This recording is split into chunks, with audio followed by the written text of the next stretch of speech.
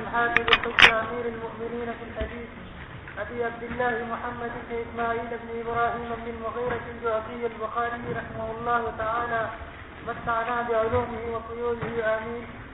باب فضل العلم. قال باب فضل العلم.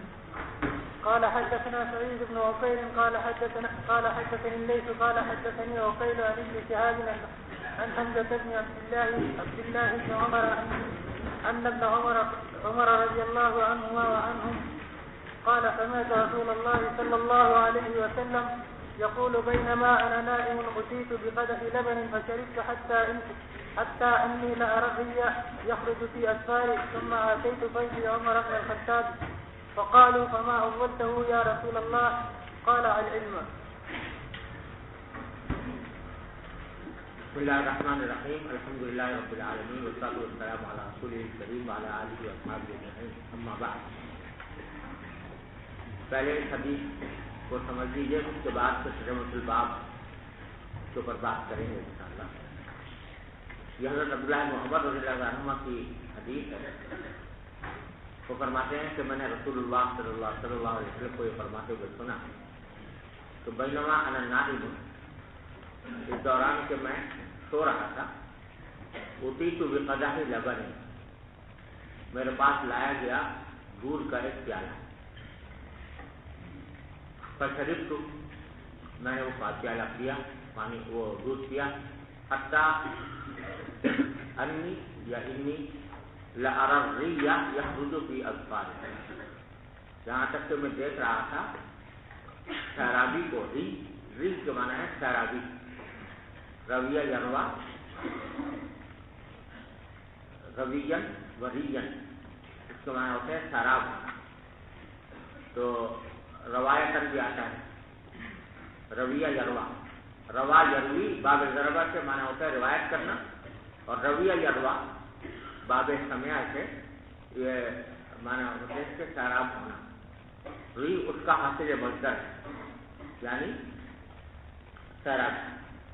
تو میں نے اتنا دودھ کیا کہ سیرابی کو میں دیکھ رہا تھا کہ وہ نکل رہی ہے میرے ناخنوں میں، یعنی اتنا میں نے کیا کہ وہ سارے جسم میں وہ سرایت کر دیا، اور یہاں تک کہ میرے ناخنوں کے اندر بھی اس سیرابی کے اثرات ظاہر ہونے لگے. ثم آتیت فضلی عمر بن الخطاب، پھر میرا جو بچا ہوا دودھ تھا وہ میں نے دیا حضرت عمر بن خطاب رضی اللہ عنہ. فضل یہاں مانا ہے بچا ہوا،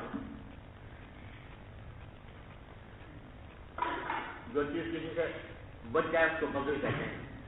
تو یہ جو دودھ بچ گیا تھا وہ میں نے حضرت عمر رضی اللہ عنہ کو دیا. یہ خواب میں دیکھا نبی کریم صلی اللہ علیہ وسلم نے کہ خود دودھ پیا اور خوب اچھی طرح پیا، اور اس کے بعد جو بچ گیا تھا وہ حضرت عمر رضی اللہ عنہ کو دیا.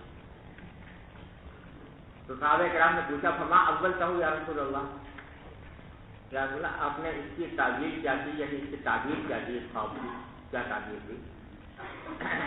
اول جو ابل تعبیر ہے اس کے معنی ہوتے ہیں کسی چیز کے معنی بیان کرنا، کسی چیز کا مطلب بیان کرنا، مراد ہے یہاں پر خواب کی تعبیر.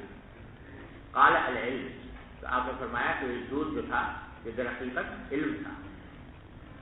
تو یہ نبی کریم صلی اللہ علیہ وسلم نے حضرت فاروق اعظم رضی اللہ عنہ کی ایک عظیم فضیلت بیان فرمائی کہ نبی کریم صلی اللہ علیہ وسلم نے دودھ کیا، یعنی علوم نبوت آپ کو عطا ہوئے، اور وہ علوم نبوت عطا ہوئے جو اس سے پہلے کسی کو نہیں ہوئے، اور اس کا جو باقی ماندہ حصہ ہے وہ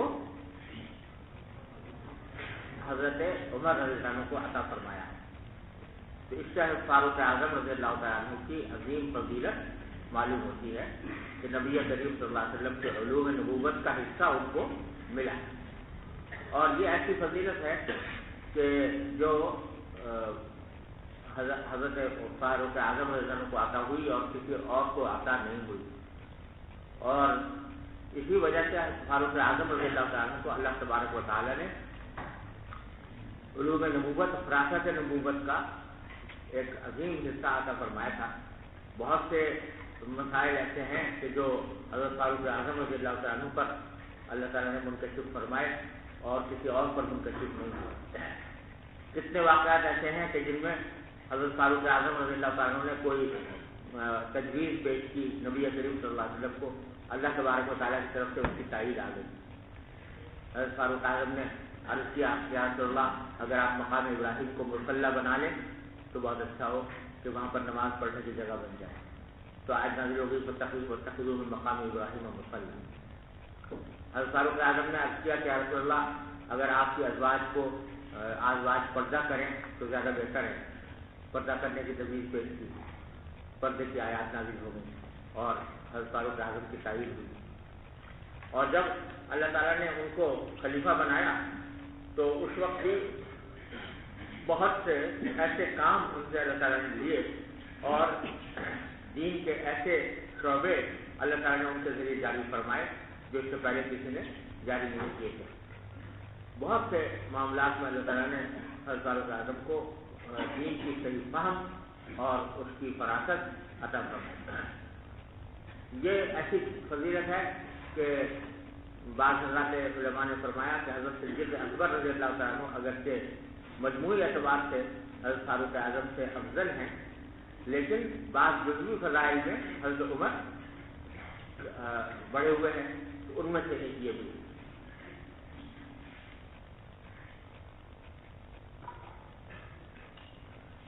اب اس پر باب امام بخاری نے قائم کیا باب فضل العلم۔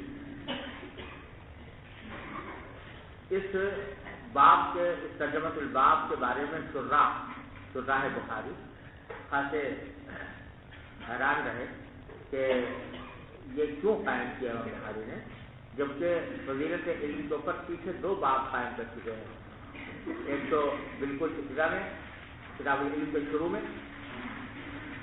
باب فضل العلم ہے نا، اور پھر ایک باب پیچھے گزرا ہے باب فضل من علم وعلم، تو علم حاصل کرنے والے کی بھی فضیلت اس میں بیان ہو گئی اور تعلیم دینے والے کی بھی ہو گئی۔ اب اس فضیلت باب فضل علم قائم کر کے دوبارہ کیوں بلکہ 7 کیوں یہ باب قائم کر رہے ہیں، اس پر خاصے تعبیرات کی ہیں مختلف شراح حدیث میں، لیکن سب سے بہتر اس کی توجیہ حضرت شیخ الہند رحمۃ اللہ علیہ نے فرمائی، اور انہوں نے فرمایا کہ اصل میں یہاں فضل جو ہے فضیلت کے معنی میں نہیں ہے، بلکہ فضل معنی میں بچے ہوئے، جیسا کہ آپ نے دیکھا حدیث میں کہ حضرت فاروق اعظم رضی اللہ عنہ کو نبی کریم صلی اللہ علیہ وسلم نے اپنے دودھ کا بچا ہوا حصہ عطا فرمایا اور اس کی تعبیر دی علم سے۔ تو یہ معلوم کہنا امام بخاری یہ چاہتے ہیں کہ علم جو ہے وہ صرف بقدر ضرورت ہی حاصل نہیں کرنا چاہیے، بلکہ بقدر ضرورت سے زیادہ جو بچا ہوا حصہ ہے وہ بھی حاصل کرنا چاہیے، سمجھے نا؟ یعنی اور چیزوں کے اندر تو قناعت مطلوب ہے، مال میں دولت میں کہ بھائی جتنا مل گیا بس پر آدمی قناعت کرے، لیکن علم کے معاملے میں قناعت نہیں۔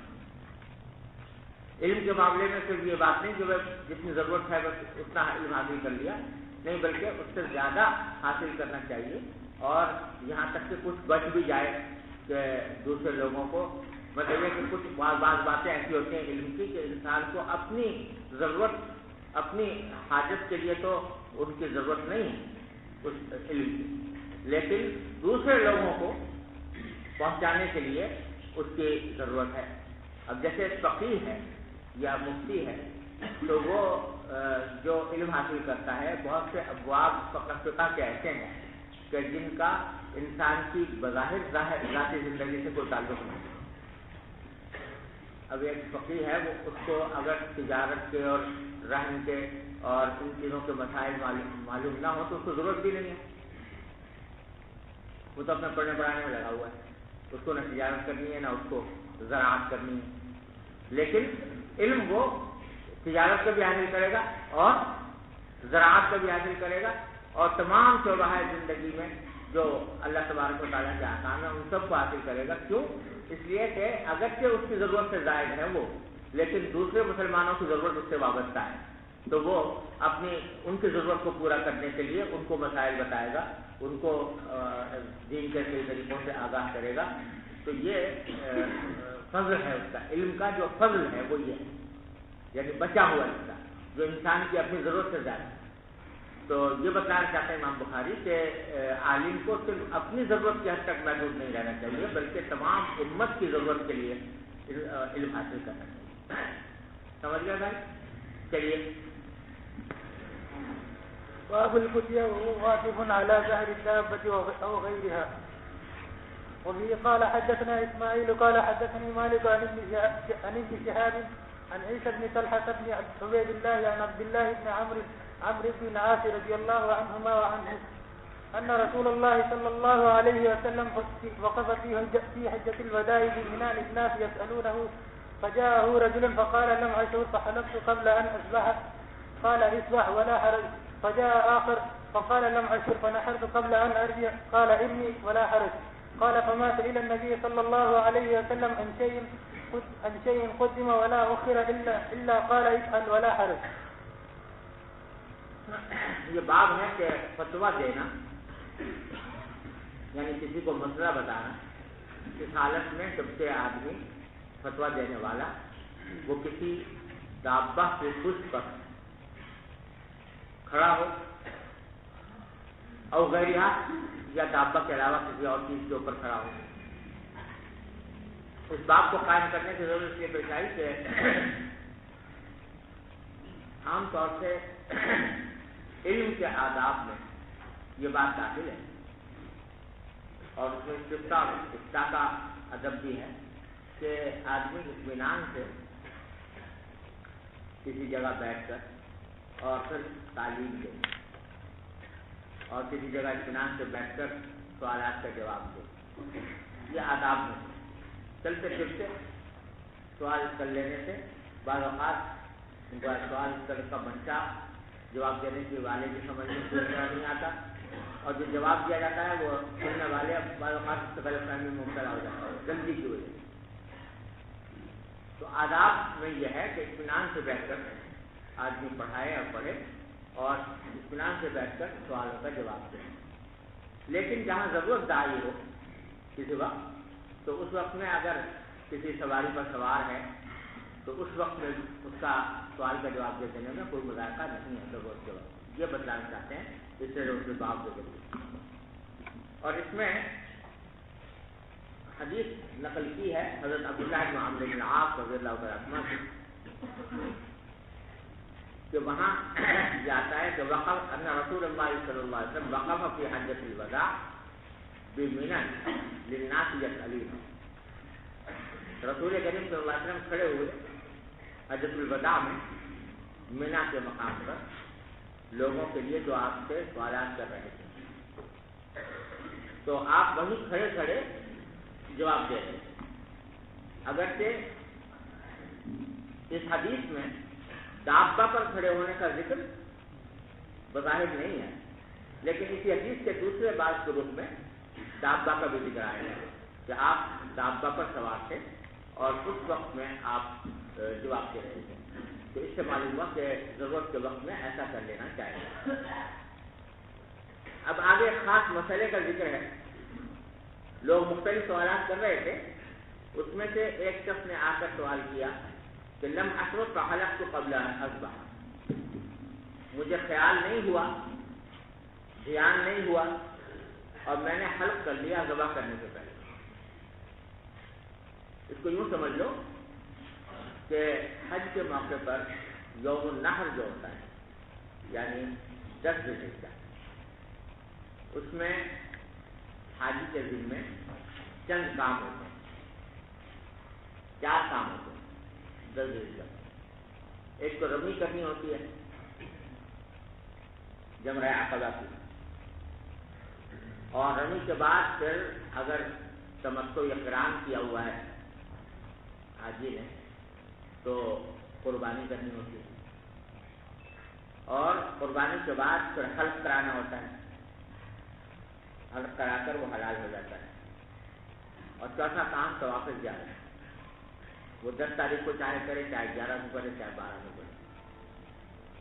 تو طواف زیارت کے بارے میں تو اتفاق ہے کہ وہ کسی وقت بھی کر لے، آدمی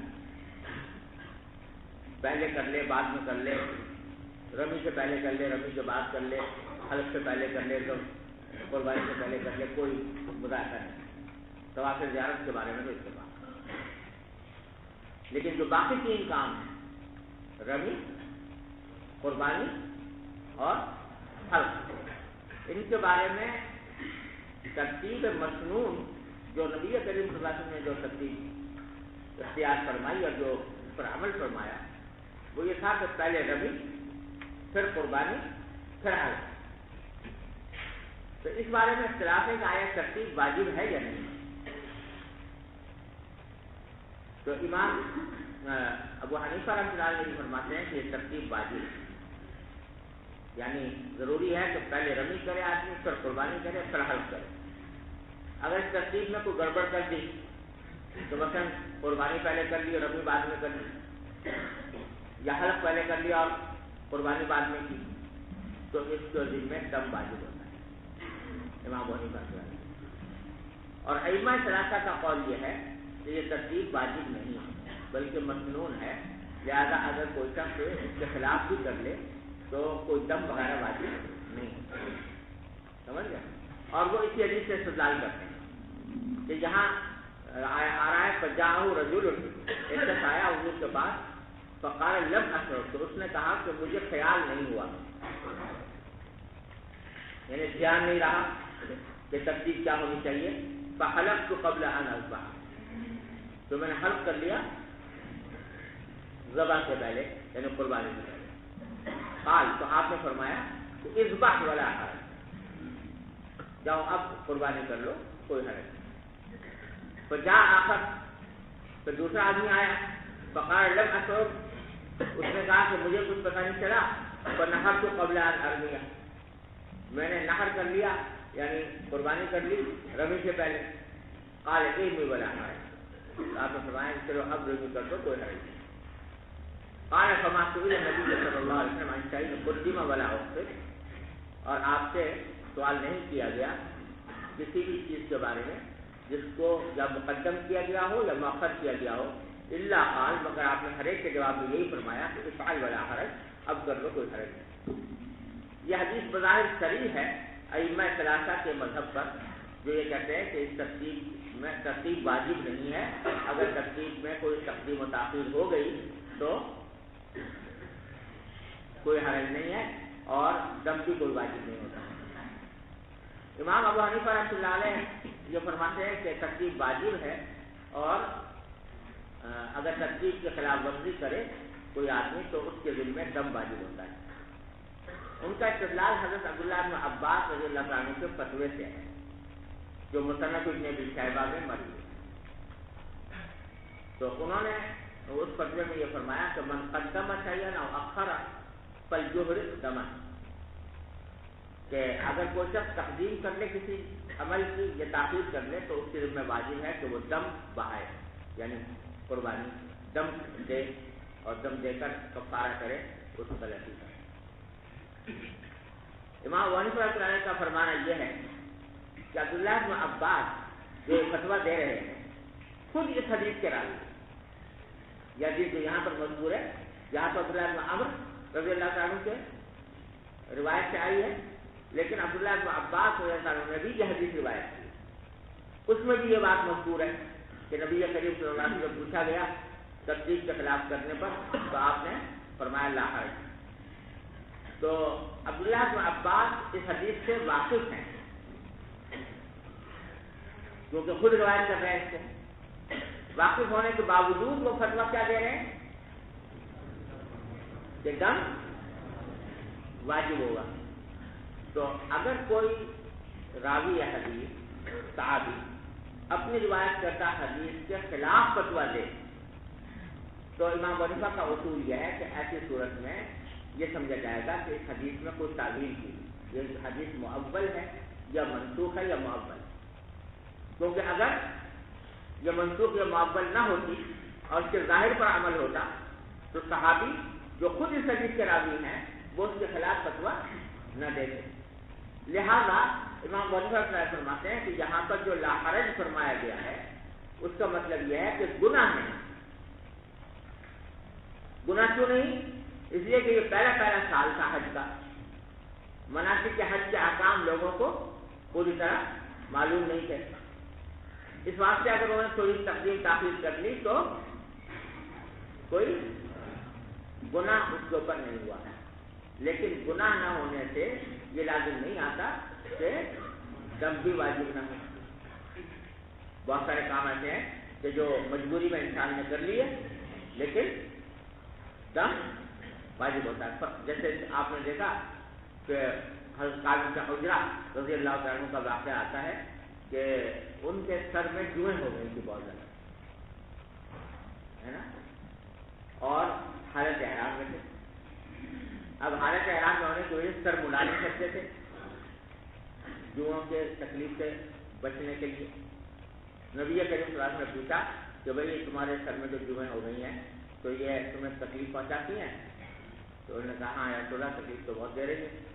تو آپ نے فرمایا کہ کوئی بات نہیں، حلف کر لو اور دم دے دو، پھر کیا جاتا ہے نا۔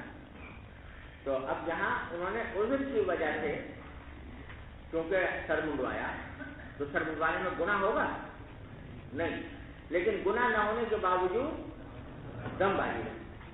تو اسی طرح یہاں پر اگرچہ کیونکہ پہلا سال تھا اور لوگوں کو مناسک حج پوری طرح معلوم نہیں تھے، اس واسطے اگر کسی نے تقدیم و تاخیر کر لی تو اس تقدیم و تاخیر کی وجہ سے اس کے اوپر گناہ تو نہیں ہوا، لیکن اسے یہ لازم نہیں آتا کہ دم بھی واجب نہ ہوا۔ چنانچہ عبداللہ بن عباس نے واضح کر دیا کہ گناہ تو اگرچہ نہیں ہے لیکن دم دینا ضروری ہوگا۔ یہ ہے امام ابو حنیفہ کا موقف، اور کتاب الحج میں اس کی مزید تفصیل انشاءاللہ آ جائے گی۔ البتہ اتنی ہی بات یاد رکھنی چاہیے کہ امام ابو حنیفہ رحمۃ اللہ علیہ سے بھی اس بارے میں دو روایتیں ہیں۔ ایک روایت یہی ہے جس کے بارے میں جو میں نے عرض کی، اور دوسری روایت جمہور کے مطابق بھی ہے، اور صاحبین نے اسی کو اختیار کیا ہے کہ تقدیم واجب ہے۔ اور اب جو حج کے اندر بہت سارے مسائل پیدا ہو گئے، خاص طور پر قربانی کے، تو اس میں علماء اصل یہ کہتے ہیں کہ اگر صاحبین اور جمہور کے قول پر عمل کر لیا جائے تو گنجائش ہے، کیونکہ ہوتا یہ ہے کہ وہاں حج کے موقع پر قربانی کرنا بڑا مشکل ہو گیا ہے۔ قربانی کرنے میں آدمی اپنے ہاتھ سے قربانی کرنے میں بہت سخت دشواری ہے، اور دوسروں کو وکیل بنا دیتے ہیں۔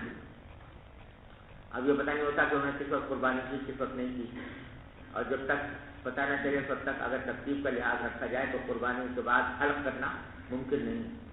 تو اس واسطے علماء اصل نے یہ کہا ہے کہ اس ضرورت کی وجہ سے اگر صاحبین اور جمہور کے قول پر عمل کر لیا جائے تو گنجائش۔ چلیے،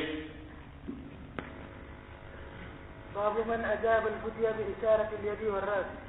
وبه قال حدثنا موسى بن اسماعيل قال حدثنا وهيب قال حدثنا أيوب عن كريمة عن ابن عباس رضي الله عنهما وعنهم أن النبي صلى الله عليه وسلم سئل في حجته فقال ذبحت قبل أن أرمي، قال فأومى بيده، قال ولا حرج، وقال حلقت قبل أن أذبح فأومى بيده ولا حرج.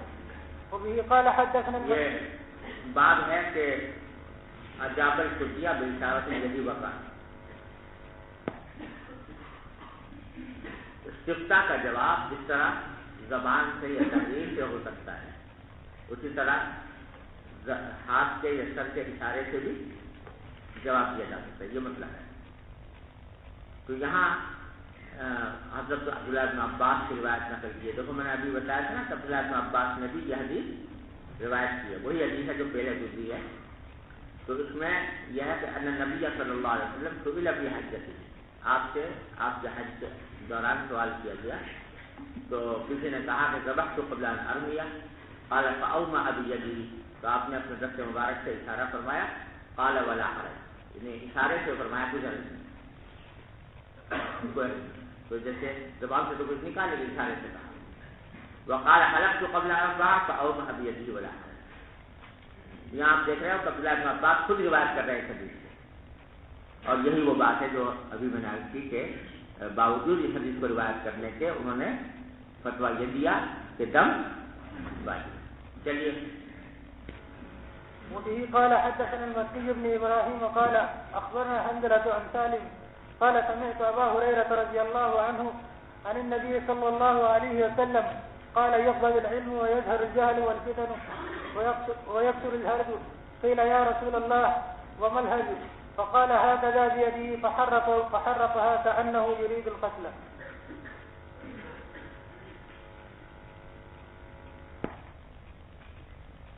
یہ دوسری حدیث روایت کی کے بارے میں، تو اس میں یہ روایت ہے حضرت ابو ہریرہ رضی اللہ عنہ کی کہ نبی کریم صلی اللہ علیہ وسلم نے ارشاد فرمایا کہ قیامت کی قیامت کے قرب کی حالات بیان کرتے ہوئے آپ نے فرمایا کہ یقبض العلم، علم قبض کر لیا جائے گا. پچھلی حدیث میں گزرا یرفع العلم، علم اٹھا لیا جائے گا. تقریباً یہاں بھی وہی معنی ہے کہ علم چلا جائے گا. ویظہر الجہل، اور جہالت ظاہر ہوگی. والفتن، اور فتنے ظاہر ہوں گے. ویکثر الحرج، اور حرج بہت ہو جائے گا.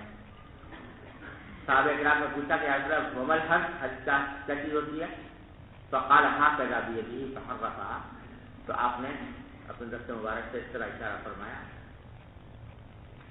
حرفها ترچھا کر کے، ہاتھ کو ترچھا کر کے اشارہ فرمایا كأنه يريد القتل، گویا کہ آپ کا مقصد یہ تھا کہ حج کا معنی ہے قتل کرنا، مطلب قتل و غارت گری بہت بڑھ جائے گی اور انسانوں کو قتل بہت کیا جائے گا. یہ معنی ہے یکسر الحج. جی. وبه قال حدثنا موسى بن إسماعيل قال حدثنا وهيب قال حدثنا هشام عن فاطمة عن أسماء قالت أتيت عائشة رضي الله عنها وعنهم وهي تصلي فقلت ما شأن الناس؟ فأشارت إلى السماء فإذا الناس قيام فقالت سبحان الله قلت آية فأشارت برأسها أي نعم فقلت حتى علاني الغشي فجعلت أصب على رأس الماء فحمد الله النبي صلى الله عليه وسلم وأثنى عليه ثم قال ما من شيء لم أكن أريده إلا رأيته في مقامي هذا حتى الجنة والنار فأوحي إلي أنكم تفتنون في قبوركم مثل أو قريبا ولا أدري أي ذلك. قالت أسماء من فتنة المسيح الدجال يقال ما علمك بهذا الرجل؟ فأما المؤمن أو الموقن لا أدري أيهما. قالت أسماء فيقول هو محمد هو رسول الله جاءنا بالبينات والهدى فأجبناه واتبعناه هو محمد ثلاثة فيقال نم صالحا قد علمنا إن كنت لموقنا به. وأما المنافق وبالمرتاب لا أدري أي ذلك. قالت أسماء فيقول لا أدري سمعت الناس يقولون شيئا فقلته. تیسری حدیث اس باب میں روایت کی ہے حضرت فاطمہ بنت منذر روایت کرتی ہیں حضرت اسماء بنت ابی بکر رضی اللہ عنہا سے. اور یہ حدیث جو یہاں پر آئی ہے امام بخاری نے بہت سے مقامات پر نکالی ہے اور اس سے مختلف مسائل مستنبط فرمائے، مختلف ابواب. یہاں پہلی بار آئی ہے. حضرت اسماء رضی اللہ عنہا واقعہ بیان فرما رہی ہیں اس دن کا جس دن کے نبی کریم صلی اللہ علیہ وسلم کے عہد مبارک میں سورج گرہن ہوا تھا، سورج کو گرہن لگا، کسوف الشمس کا دن. تو اسماء رضی اللہ عنہا حضرت عائشہ کی بڑی بہن ہے، حضرت صدیق اکبر کی صاحبزادی ہیں. یہ جب آئیں اس دن تو دیکھا کہ سب لوگ نماز پڑھ رہے ہیں. نبی کریم صلی اللہ علیہ وسلم نماز کسوف پڑھا رہے تھے. اب یہ وقت ایسا تھا کہ اس میں عام طور سے جماعت نہیں ہوتی تھی. تو حضرت اسماء جو اچانک آئی اور آ کر دیکھا کہ سارے لوگ نماز پڑھ رہے ہیں جماعت سے. حضرت عائشہ بھی نماز پڑھ رہی تھی تو ان کو حیرانی ہوئی کہ کیا وجہ ہے کہ اس وقت بے وقت نماز پڑھ رہے ہیں جبکہ اس وقت میں نماز پڑھنے کا معمول نہیں. تو وہ فرماتی ہیں کہ اتیت عائشہ وہی تصلی، میں آئی حضرت عائشہ کے پاس جب کہ وہ نماز پڑھ رہی تھی.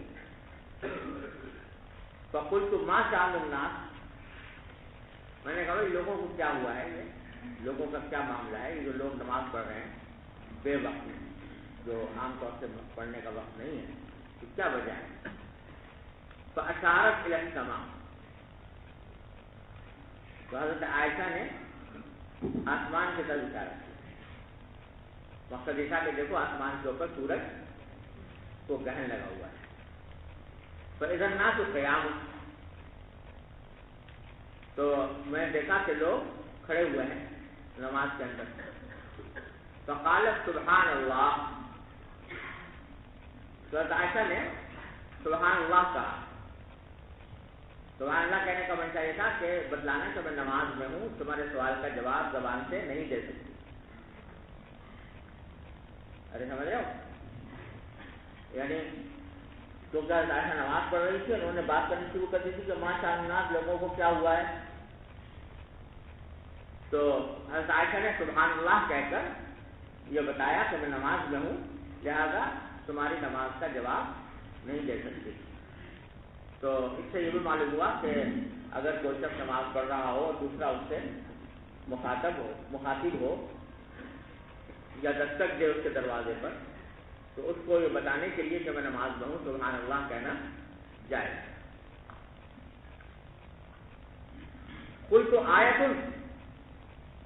تو میں نے ان سے کہا حضرت عائشہ سے اس وقت کہ کیا کچھ یہ اللہ کے قدرت کی علامت ہے یہ جو ذہن لگا ہوا ہے. فاشارت برأسها عینہا، تو حضرت عائشہ نے اپنے سر سے اشارہ کیا کہ ہاں، یعنی اللہ تعالیٰ کی قدرت کی نشانی ہے. فقمت، تو میں بھی نماز میں کھڑی ہو گئی. جب سب لوگ نماز پڑھ رہے ہیں تو میں بھی شامل ہو گئی نماز میں. حتی علانی الغشی، یہاں تک کہ غشی نے مجھے دبا لیا، یعنی اس پر غشی طاری ہو گئی.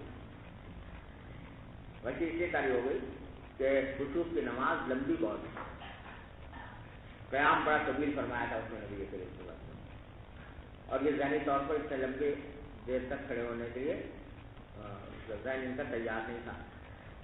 اتنے لمبا جب کھڑا ہونا پڑا تو کہتی ہیں کہ مجھے غشی طاری ہونے لگی. فجعلت اصب علی رأسی الماء، تو میں اپنے سر پر پانی بہانے لگی غشی کے اوپر. یہ نماز کے دوران ایسا ہوا یا نماز کے بعد ہوا اللہ اعلم. بہرحال نماز اس طرح پوری ہو گئی. فحمد اللہ النبی صلی اللہ علیہ وسلم واثنى علیہ. اب نماز کے بعد کی بات کر رہے ہیں کہ جب نماز ختم ہو گئی تو نبی کریم صلی اللہ علیہ وسلم نے حمد و ثنا فرمائی، یعنی خطبہ دیا. خطبے کے شروع میں جو حمد و ثنا ہوتی ہے وہ فرمائی. ثم قال، تو فرمایا کہ ما من شیء لم اکن اریدہ الا رأیتہ فی مقامی ھذا، کہ کوئی چیز ایسی نہیں ہے جو اب تک مجھے نہ دکھائی گئی ہو مگر اب میں نے دیکھ لی ہے اپنے اس کھڑے ہونے کی جگہ. یعنی بہت سی وہ باتیں جو اس سے پہلے مجھے دکھائی نہیں گئی تھی، اللہ تبارک و تعالیٰ نے اس نماز خشوع کے دوران اس جگہ پر مجھے دکھا دی. حتی الجنت والنار، یہاں تک کہ اللہ تعالیٰ نے جنت بھی مجھے دکھا دی اور جہنم بھی دکھا دیا.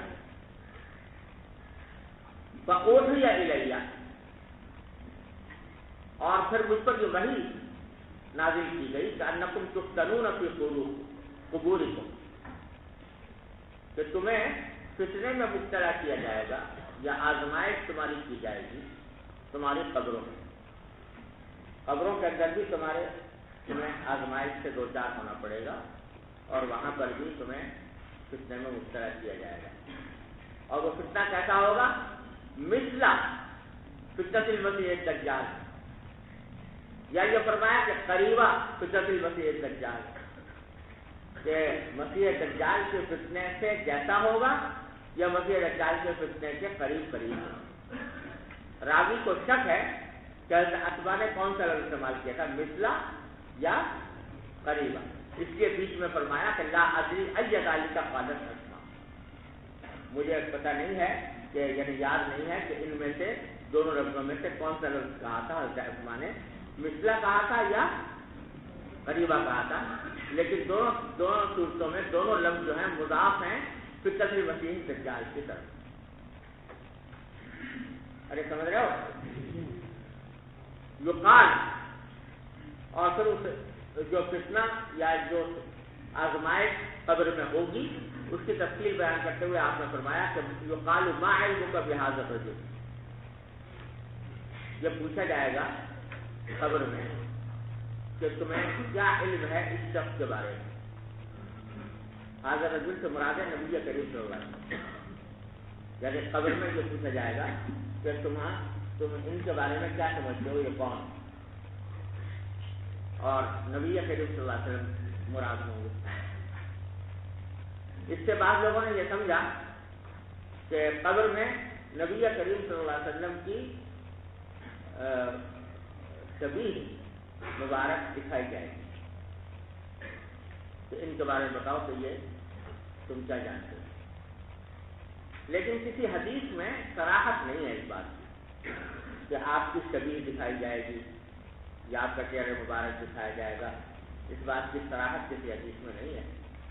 بعض لوگوں نے اپنے قیاس سے یہ کہہ دیا کہ یہ جو پوچھا جا رہا ہے کہ یہ کون ہے تو کوئی شکل دکھا کر ہی پوچھا جا رہا ہوگا، اس لیے انہوں نے کہا کہ آپ کی صورت مبارکہ دکھائی جائے گی. لیکن زیادہ تر محققین کا کہنا یہ ہے کہ صورت کا دکھانا کوئی ضروری نہیں ہے، بلکہ نبی کریم صلی اللہ علیہ وسلم کا تصور ہر مومن کے دل میں ہوتا ہی ہے. سمجھے نا؟ تو اس واسطے اسی کے تصور کے حوالے سے سوال کیا جائے گا کہ ان کے بارے میں آپ کی کیا رائے ہے، کون ہے. اور رہے کفار تو بعض علماء کا کہنا یہ ہے کہ کفار سے یہ سوال ہوگا ہی نہیں، اور بعض کا کہنا یہ ہے کہ ہوگا تو صحیح لیکن ان کو نبی کریم صلی اللہ علیہ وسلم کی صورت مبارکہ دکھائی جائے گی. واللہ اعلم، اللہ تعالیٰ یہ بتاتا. اب فرمایا فاما المؤمن او قال الموقن، جو مومن ہوگا یا کہہ لو کہ موقن ہوگا، جس کو یقین ہوگا ایمان پر، وہ جواب میں کہے گا فیقول ہوا محمد ہوا رسول اللہ. وہ جواب میں صحیح جواب دے دے گا کہ یہ محمد ہے صلی اللہ علیہ وسلم اور یہ اللہ کے رسول ہے. یہاں پر پھر راوی کو شک ہے کہ کون سا لفظ استعمال کیا تھا عثمان رضی اللہ عنہ، مومن کا یا مومن کا. اس کے بیچ میں کہہ دیا لا ادری ایہما قالت اسماء. تو وہ کہے گا کہ محمد ہے، محمد رسول اللہ ہے. جہاں ہے بالبینات والہدی، یہ ہمارے پاس روشن دلیلیں لے کر آئے اور ہدایت لے کر آئے. فاجبناہ واتبعناہ، ہم نے آپ کی دعوت کو قبول کیا اور آپ کے پیچھے چلے، آپ کو اتباع کیا. وہ محمد ثلاث، اور پھر وہ کہیں گے کہ محمد صلی اللہ علیہ وسلم 3 مرتبہ آج کی بات ہے.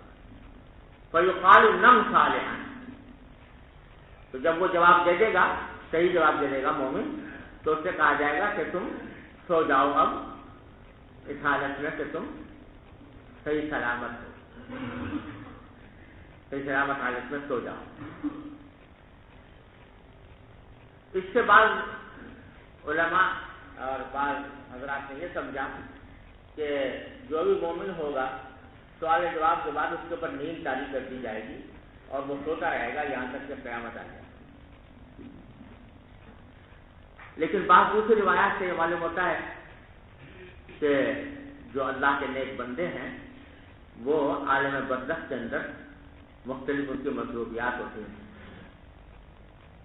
بعض روایتوں میں آتا ہے کہ وہ جنت کی سیر کرتے رہتے ہیں. بعض میں آتا ہے کہ وہ حضرت موسیٰ علیہ السلام کے بارے میں آپ نے سنا ہوگا، حدیث میں آتا ہے کہ ان کو قبر میں نماز پڑھتے ہوئے دیکھا وغیرہ وغیرہ. تو یہ باتیں بظاہر اس سے متضاد معلوم ہوتی ہیں کہ اگر سو گئے تو بلکہ کام کیسے کر رہے ہیں، جنت میں کیسے پھر رہے ہیں اور عبادت وغیرہ میں کیسے مشغول ہیں. تو حضرت علامہ شبیر احمد صاحب عثمانی رحمۃ اللہ علیہ فرماتے ہیں کہ نم سے مراد یہاں پر حقیقت نوم نہیں ہے بلکہ یہ کنایا ہے آرام کا. یعنی کہا جاتا ہے آرام کرو. اب آرام چاہے نیند کی شکل میں ہو یا کسی اور ایسی مصروفیت کی شکل میں ہو جو انسان کے لیے باعث آرام ہو. تو اس واسطے کوئی تعارض نہیں ہے اس میں اور ان احادیث میں جن میں مومنوں کے عالم برزخ میں کسی اور کام کرنے کا ذکر آتا ہے. ارے سمجھ گیا ہو؟ نم صالحا قد علمنا ان كنت لموقنا به. جو فرشتے سوال کر رہے ہوں گے وہ یہ کہیں گے کہ ہمیں پہلے ہی معلوم تھا کہ تم نبی کریم صلی اللہ علیہ وسلم پر بھروسہ کرتے ہو اور ان کے رسالت پر یقین کیے ہوئے. وَأَمَّا الْمُنَافِقُ أَوِ الْمُرْتَابُ، اور جو منافق ہوگا یا منافق کہا یا مرتاب کہا، لا ادری ای ذالک قال الاسماء، یہاں پر شک ہو گیا ان کو کہ الاسماء نے منافق کا لفظ بولا تھا یا مرتاب کا لفظ بولا تھا. وَيَقُولُ، تو وہ کہے گا کہ لا ادری، مجھے کچھ پتہ نہیں بھائی، یہ تم کہہ رہے ہو کہ یہ کون صاحب ہے تو مجھے نہیں معلوم. سمعت الناس یقولون شیئا فقلت، میں نے لوگوں کو ایک بات کہتے ہوئے سنا تو میں نے بھی کہہ دی. لا الہ الا اللہ محمد رسول اللہ لوگ کہہ رہے تھے، میں نے بھی کہہ دیا، لیکن جس سے مجھے اس پر یقین نہیں تھا. تو وہ جواب دے گا اعوذ باللہ تعالی. تو یہاں امام بخاری اس کو لائے اس وجہ سے کہ عائشہ نے اشارہ کیا تھا نا آسمان کی طرف، تو معلوم ہوا کہ اشارہ بھی معتبر ہے اور اشارے کے ذریعے بھی جواب دے گا. جی جی ملائکہ جو سوال کرے گا کہ ما علم کا بهذا الرجل، یہ کس نوعیت سے، کس صورت تصویر دکھائے گا یا کس طرح کا؟ یہ تو فلم کی بات بتائی بھائی میں نے ابھی. بعض لوگ کہتے ہیں کہ صورت دکھائی جائے گی آپ کی، اور لیکن اس کی کوئی صراحت حدیث میں نہیں ہے. لہذا بعض لوگوں نے کہا کہ دوسرے حضرات نے فرمایا کہ ذہن میں ایک مومن کے تصور ہوتا ہے نبی کریم صلی اللہ علیہ وسلم کو، اسی کے حوالے سے یہ سب باتیں تو بتائیے. اور کیا ساری رات ہوئی ایک بھی نہ مرے.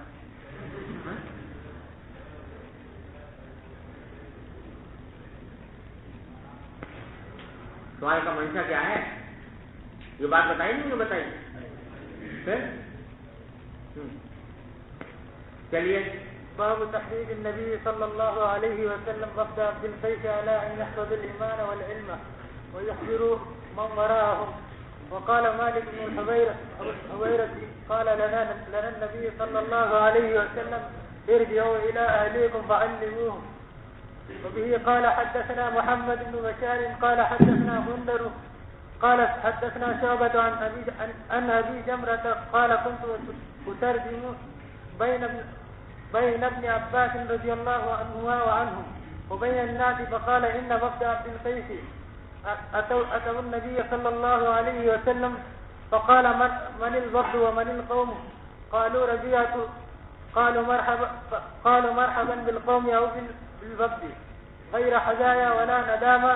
قالوا إنا نأتيك من شقة بعيدة وبيننا وبينك هذا الحي من كفار مدر ولا نستطيع أن نأتيك إلا في شهر حرام فمرنا بأمر نخبر به من وراءنا ندخل به الجنة.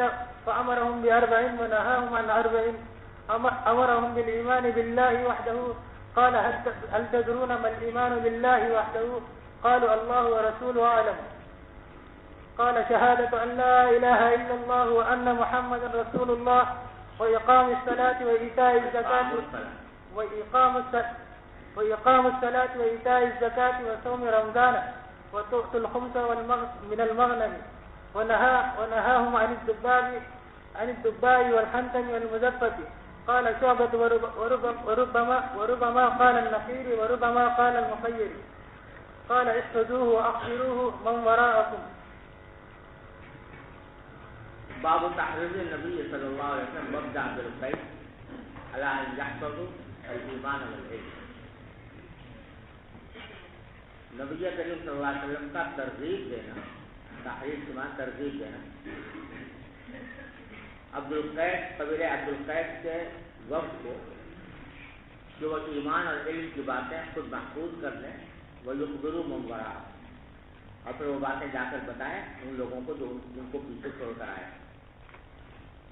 تو بتانا چاہتے ہیں کہ جو شخص دین کا کوئی علم رکھتا ہو اس کے فرائض میں یہ بات بھی داخل ہے کہ وہ اپنے پیچھے اپنے گھر والوں، اپنے خاندان والوں، اپنے اعزاء اقربا، دوست احباب ان کو بھی بریلوی کی باتیں پہنچائیں. اور اسی قسم کا ایک واقعہ حضرت مالک بن حویرث رضی اللہ تعالیٰ عنہ کا ہے، وہ آگے آئے گا انشاءاللہ. حضرت مالک بن حویرث رضی اللہ تعالیٰ عنہ جو ہیں وہ بھی اپنے کچھ ساتھیوں کے ساتھ مدینہ منورہ آئے تھے اور تقریباً 20 دن شاید مقیم رہے نبی کریم صلی اللہ علیہ وسلم کی خدمت میں. تو اس کے بعد آپ نے فرمایا کہ ارجعوا الی اہلیکم، اب جاؤ اپنے گھر والوں کے پاس واپس جاؤ، فعلموہم، اور ان کو تعلیم دو، یعنی جو بھی تم نے یہاں سیکھا ہے تو اپنے گھر والوں کو جا کے بتاؤ.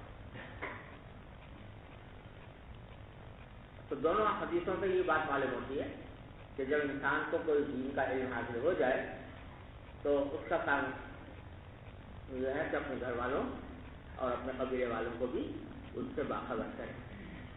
یہ مقصود ہے. اب اس میں حدیث نقل کی ہے عبد القیس کے وقت کے آنے کی، اور یہ آپ نے کتاب الایمان میں پڑھ لی کہ نہیں؟ آ جائے گی کتاب الایمان میں، اس کا شریف میں پڑھی ہوگی. تو یہ عبد القیس کے لوگ جو تھے اصل میں یہ بحرین میں آباد تھے، اور بحرین جو ہے آج اس وقت تو ایک چھوٹا سا، بالکل چھوٹی سی ریاست ہے، چھوٹا سا ملک ہے. اور اگر اس کا رقبہ اس وقت بحرین کا جو رقبہ ہے وہ تمہارے گورنج لینڈی کو ملا کے میرے خیال میں ایک ملک بن گیا. اتنا رقبہ اتنا ہی سمجھے نا، گورنج لینڈی ملی ملا لو اتنا علاقہ تو بس ایک ملک ہو گیا، اتنا بن گیا بحرین. لیکن نبی کریم صلی اللہ علیہ وسلم کے عہد مبارک میں یہ بحرین کا جو علاقہ تھا یہ کافی بڑا تھا، اور اس میں جو موجودہ ریاستیں ہیں ان میں سے قطر بھی اس میں شامل تھا، اور شاید ابو ظبی کا علاقہ بھی تھا وہ، اور ساتھ میں یہ کیا نام ہے قطر اور موجودہ بحرین اور سعودی عرب کا بھی کچھ حصہ، یعنی بحرین کا جو حصہ اس بحرین زمانے میں تھا اس کا کچھ حصہ سعودی عرب میں آ گیا. جواسا مثلا، جواسا ایک بڑا شہر تھا، بحرین کا ہی شہر تھا، لیکن اب وہ سعودی عرب کے اندر ہے. تو ایک بڑا ملک تھا، اور وہاں پر جو قبیلہ آباد تھا وہ عبد القیس کا قبیلہ تھا. اور وہاں سے جو ہے ابتدا میں جب وہاں پر خبر پہنچی نبی کریم صلی اللہ علیہ وسلم کے بعثت کی، تو ایک صاحب جو ہے وہاں سے خبر لینے کے لیے آئے تھے مکہ مکرمہ. تو جب وہ آئے تو نبی کریم صلی اللہ علیہ وسلم نے ان سے عبد القیس کے بڑے بڑے سرداروں کا نام لے کر پوچھا کہ اس کا کیا حال ہے. حالانکہ ان کے نام یہاں پر مکہ مکرمہ میں کسی کو پتا نہیں تھے. تو جو صاحب آئے تھے انہوں نے بڑی حیرت ہوئی ان کو کہ نبی کریم صلی اللہ علیہ وسلم نے ان کے نام لے رہے ہیں اور نام لے کر پوچھ رہے ہیں، کوئی جانتا بھی نہیں ان کو. اس سے ان کے دل میں یقین ہو گیا کہ یہ اللہ کے سچے رسول ہیں، چنانچہ وہ ایمان لے اور ایمان لا کر چلے گئے.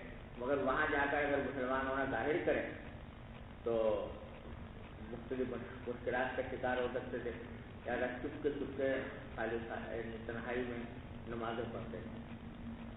ان کی بیوی نے دیکھ لیا کہ یہ جو جو حرکتیں کرتے ہیں رات کو یا کسی وقت، تو انہوں نے اپنے والد سے کہا، والد جو تھے وہ سردار تھے عبد القیس کے قبیلے سے، کہ میرا شوہر جب سے آیا ہے تو یہ جو بھی حرکتیں کرتا ہے، کبھی دودھ ہوتا ہے، کبھی پاؤں ہوتا ہے، کبھی بیچ میں نیچے گر جاتا ہے، کبھی کھڑا رہتا ہے. یہ سمجھنا تھا کیا ہو گیا، اس کو پاگل ہو گیا کیا ہو گیا. تو انہوں نے ان کے والد نے ان کو بلا کے پوچھا کہ بھائی کیا چکر ہے. تو انہوں نے جواب میں کہا اس وقت بتایا کہ اصل میں گیا تھا وہاں پر اور وہاں اللہ کے سچے نبی ہیں وہ مبعوث ہوئے ہیں اور میں آپ کا نام لے کر انہیں پوچھا اور بات تو سرکاروں میں تو پھر یہ لوگ ان کے دل میں بھی کچھ ایمان سے قرب پیدا ہوا اور پھر یہ پورا وقت لے کر آئے نبی کریم سے آئے. تو یہ اسی وقت کا واقعہ ہے جو بتا رہے ہیں حضرت ابو جمرہ کہ میں ترجمہ کر رہا تھا عبداللہ بن عباس کے درمیان لوگوں کے درمیان، یعنی لوگ جو ہیں وہ غیر عرب سے اعجمی تھے اور میں ان کو جو عبداللہ بن عباس واقعہ سنا رہے تھے تو میں ان کا ترجمہ کر کے بتا رہا تھا. تو عبداللہ بن عباس نے یہ بات فرمائی ان وفد عبد القیس اتوا النبی صلی اللہ علیہ وسلم کہ عبد القیس کا جو وفد ہے وہ نبی کریم صلی اللہ علیہ وسلم کی خدمت میں حاضر ہوا. تو فقال تو آپ نے فرمایا من الوفد یا فرمایا من القوم، تو کون لوگ ہیں یہ؟ قالوا ربیعہ، تو انہوں نے کہا کہ ہم قبیلہ ربیعہ سے تعلق رکھتے ہیں. قال مرحبا بالقوم، آپ نے ان کو خوش آمدید فرمایا. او قال بالوفد غیر خزایا ولا ندام، آپ جو آئے ہو تو نہ رسوا ہوگے نہ پشیمان ہو. یہ وہ ایک طرح سے ان کے لیے بشارت تھی اور ان کو مانوس کرنے کے لیے آپ نے فرمایا کہ آپ جو آئے ہو تو یہاں آنے کے بعد نہ آپ پر رسوائی آئے گی نہ ندامت ساری ہوگی. قالوا، تو بعد میں انہوں نے کہا جب مختلف باتیں سیکھ لی وغیرہ، تفصیل ہے کچھ روایات میں تفصیل آئی ہے، تو آخر میں وہ کہنے لگے کہ انا ناسک من شقۃ بعیدہ، ہم آپ کے پاس بڑی لمبی مسافت سے آتے ہیں. جو سمجھو نا کہ مکہ مکرمہ سے بحرین جو ہے اور تقریباً 2-2.5 ہزار میل کے ساتھ، تو اس سے دور سے ہم آتے ہیں. وبینا وبینا کا حاضر حج بالکفار مضر، اور ہمارے اور آپ کے درمیان یہ قبیلہ حائل ہے جو مضر کے کفار کا، یعنی راستے میں آنے جب ہم اگر آنا چاہیں تو راستے میں بستیاں پڑتی ہیں ان کفار مضر کی، سمجھے نا. تو اگر ہم عام دنوں میں آئیں تو یہ ہم سے لڑیں گے اور قتل و قتال ہوگا. ولانا سبزی اور ناسک اللہ کے شار حرام، ہم آپ کے پاس نہیں آ سکتے مگر کسی شار حرام میں جب سے لڑائیاں بند ہوتی ہیں اسی وقت آ سکتے ہیں. اگر عام دنوں میں آئیں گے تو یہ لوگ ہمیں پریشان کریں گے اور قتل و قتال پر آمادہ ہوں گے. فمرنا بامر نخبر به من وراءنا، تو ہمیں کوئی ایسی بات کا حکم دے دیجیے کہ جو ہم اپنے پیچھے کے لوگوں کو جا کر بتائیں. ندخل به الجنہ، جس کے ذریعے ہم جنت میں داخل ہوں. فامرهم باربع ونهاهم عن اربع، تو آپ نے 4 باتوں کا حکم دیا اور 4 باتوں سے روکا. پہلے حکم دیا امرهم بالایمان باللہ وحدہ، کہ تنہا اللہ تعالیٰ پر ایمان رکھو، توحید. قال هل تدرون الایمان باللہ وحدہ، پھر پوچھا کہ جانتے ایمان باللہ وحدہ پر کیا مطلب ہے؟ قالوا اللہ ورسولہ اعلم. قال شہادت ان لا الہ الا اللہ وان محمد رسول اللہ. اس سے معلوم ہوا کہ نبی کریم صلی اللہ علیہ وسلم کی رسالت پر ایمان جو ہے وہ بھی توحید ہی کا ایک حصہ ہے. توحید اس حد تک کامل نہیں اور اس کا عقیدہ اس وقت تک معتبر نہیں جب تک کہ نبی کریم صلی اللہ علیہ وسلم کی رسالت پر ایمان نہ ہو. وَإِقَامُ الصَّلَاةِ، یہ اقامی جو لکھا ہوا ہے یہ صحیح نہیں ہے.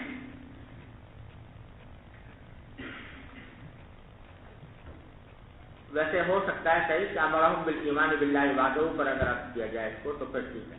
وَإِقَامُ الصَّلَاةِ وَإِيتَاءِ الزَّکَاةِ، اور آپ نے حکم دیا نماز قائم کرنے کا اور زکوٰۃ ادا کرنے کا اور رمضان کے روزے رکھنے کا.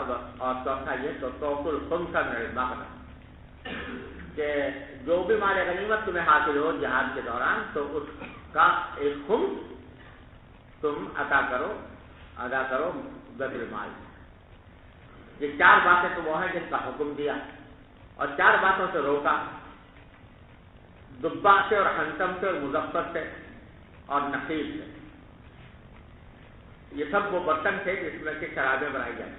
دبا کدو اس کا جو کھول ہے اس میں شراب بناتے تھے اور اسی کو پیا کرتے تھے. اور حنتم یہ بھی ایک قسم کا مٹکا ہوتا تھا کہ جس کو شراب میں استعمال ہوتا تھا. مظفر کو جس کو زفت لگا ہوا ہو یعنی تارکول لگا کر اس کو رکھ لیتے. اور بابا قال النقیر اور کہتے ہیں نقیر وہ جو کھجور کا شکیل ہوتا ہے اسی کو کھود کر اس کے اندر شراب بناتے تھے. اور بعد میں کہا مقیر یعنی مظفر کے بجائے مقیر کہا. دونوں کے معنی ایک ہی ہیں. زفت اور قید دونوں تارکول کو کہتے ہیں. تو تارکول اگر مٹکے پر لگا دیا جائے تو اس کو مظفر بھی کہہ سکتے ہیں مقیر بھی کہہ سکتے ہیں. تو ان کو منع فرمایا اور فرمایا کہ یاد رکھو اور اپنے پیچھے لوگوں کو بتا دو. اور یہ بات آپ پڑھ ہی چکے ہو کہ یہ جو 4 قسم کے برتنوں سے آپ نے منع فرمایا تھا یہ ابتدا میں شراب کی جو حرمت نازل ہوئی تو اس وقت یہ حکم دیا گیا تھا کہ ان کے برتن بھی استعمال نہ کریں. اور وجہ یہ تھی کہ اگر برتن استعمال کریں گے تو پھر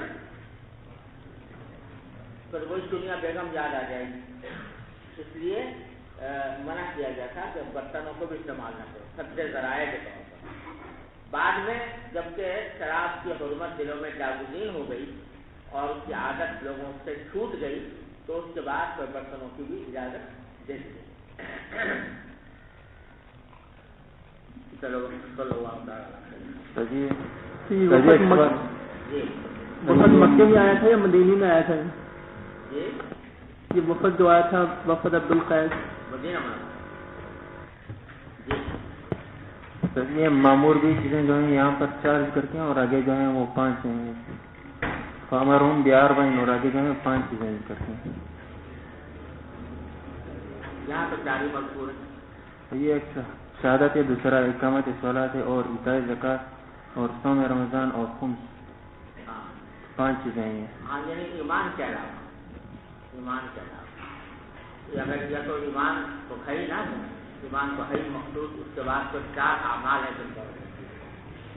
اور بعض لوگوں نے اس کی توجہ یہ کی ہے کہ ایمان باللہ اور اقامت صلاۃ اعطاء زکوٰۃ اور صوم رمضان 4 چیزیں ہو گئی. یہ 4 چیزیں تو عبادات ہیں ہر حالت میں ضروری, لیکن 5ویں چیز جو ہے وہ ذرا حقیقت ہر حالت میں ضرور نہیں. جب کہ مال غنیمت حاصل ہو تو اس وقت ایک طرح سے اس کی ادائیگی ضرور ہوتی ہے. اس بات سے اس کو الگ سے مانگا.